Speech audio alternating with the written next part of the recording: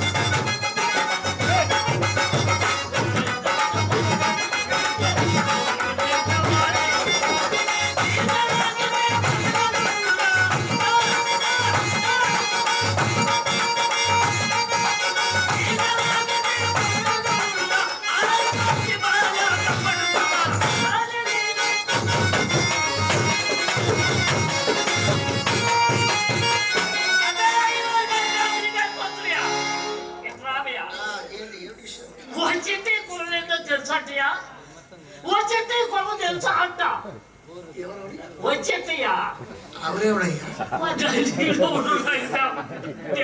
వచ్చేస్తే తెలియదయ్యా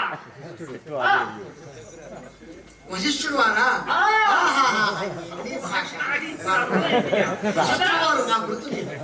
మేము కూడా కదా వచ్చేది భార్య ఊరియా మా గురుమాత అరుంధతి ఊరియా మా గురుమాత అయ్యా అరుంధతి బాయ్ అప్పచెల్లుడు కదా అయ్యా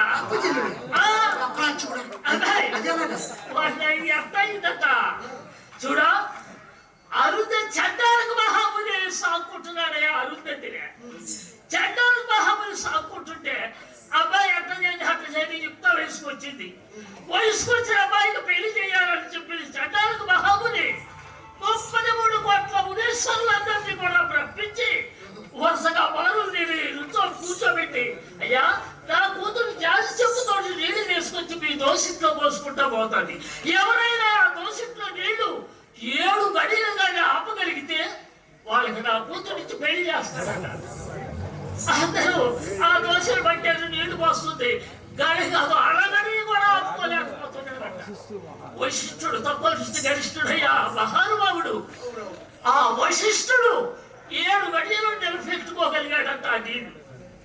అలాంటి మహానుభావుడికి నీకు నా కూతుర్ని ఇచ్చి పెళ్లి చేస్తానయ్యా. నా కూతుర్ని సూర్యచంద్రుడు ఉన్నంత కాలం ఆధ్యాత్మికత్వం కూడా నా కూతురు పేరు నిలబడేటట్లుగా వరం ప్రసాదించుకున్నాను. ఈ వృత్తాంతం మా గురువు గారు చెప్పలేదయ్యా. ఆ మహానుభావుడు ఆరని జ్యోతిగా తయారు చేసి అరుంధతిని ఆ నక్షత్రంగా వదిలిపెట్టాడు. ఇప్పటికీ కూడా ఆరని జ్యోతిగా ఎలుగుతున్నాయా. ఆమె వచ్చి మేము అదే మమ్మల్ని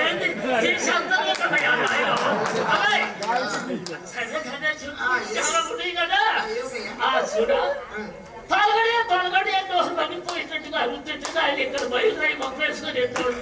ఏం చేస్తాడు బాలసను అమ్మ చూడాలయ్యా. గొడ్డు నమ్ముతుడు, వాదు నమ్ముతుడు, చెట్టు నమ్ముతుడు, శాప నమ్ముతుడు. మాసులు నమ్మేవాడిని ఆడని చూశానంటే మీరు మాసులు నమ్మేవాడు అసలు ఈ ఒక భాష అంతా అతని ఇష్టం ప్రకారమే అతను నమ్ముతున్నానయ్యా. సరే అట్టయితే మాకు బానిసోడు కావాలా? దాని చెప్పు స్వామి, మాకు దాని బానిసోడు కావాలి. ఓలి వీరబాబు చెప్పుతున్నాడు శ్రద్ధగా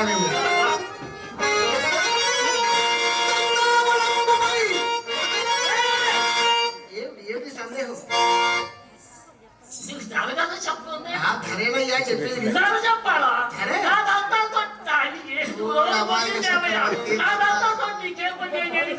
నేను చెప్పగాను శ్రద్ధగా విను, తర్వాత నీకు చెప్పేది.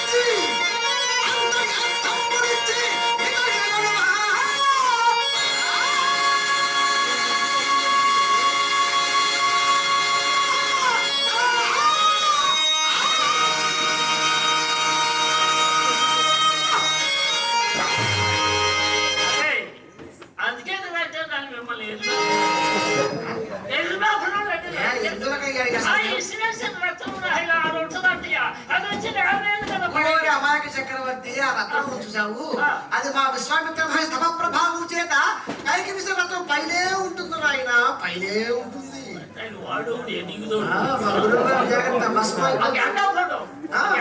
విశ్వామిత్ర మహర్షి పట్టగానే నొప్పిస్తాడు.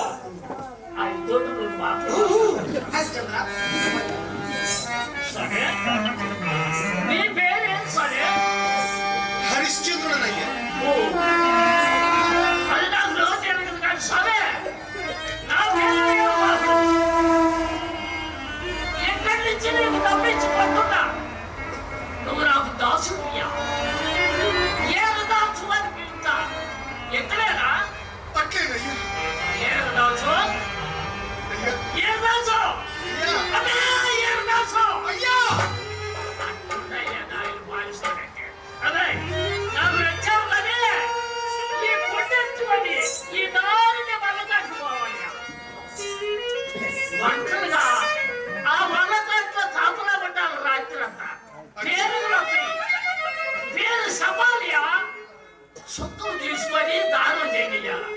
సుఖం అంటే మాడ, పాత, దండులము, పిండాపు. మాడ, పాత, దండులము నాకు ఇచ్చేసి ఆ పిండాపు లేదు రాజా. ఆ పిండాపు కూడా తినే పాపం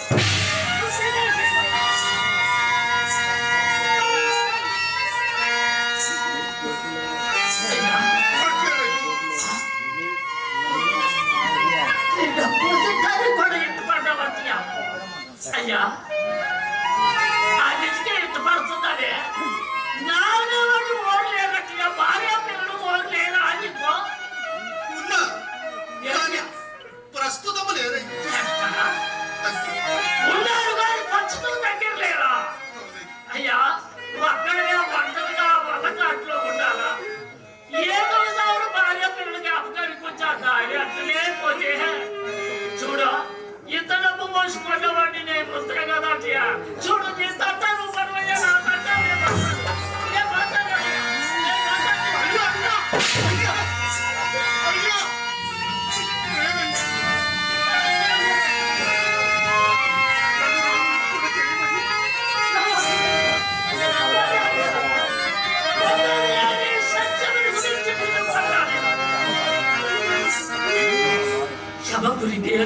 ఉండేది, భాష ధనుండేదని, పరమేశ్వరుడి ఆజ్ఞానబద్ధుడని, ప్రపంచంలో జీవించని జీవరాశులనెల్లా న్యాయబద్ధముగా పరిపాలించని సాక్షాత్తు యమధర్మరాజుడైన నేనే పాపమును శిక్షింపవలసిన వాడను, ధర్మమును న్యాయమును సత్యమును శిక్షించుతున్నాడని నా పాపమును నిష్కృతి నేనేమి పాపం చేయలేదు. హరిశ్చంద్ర చక్రవర్తి విశ్వామిత్రుడు మాయాజాలముల పడక అబద్ధమాడకుండాను సాటి రాతపట్టి సత్యకీర్తిగా ప్రపంచ స్థాయిగా నిరుప కారణభూతుడైన విశ్వామిత్ర మహర్షికి ఆజ్ఞానబద్ధుడనైతేనే కానీ నా ఎందు నమ్మకయేనుడు దోషి.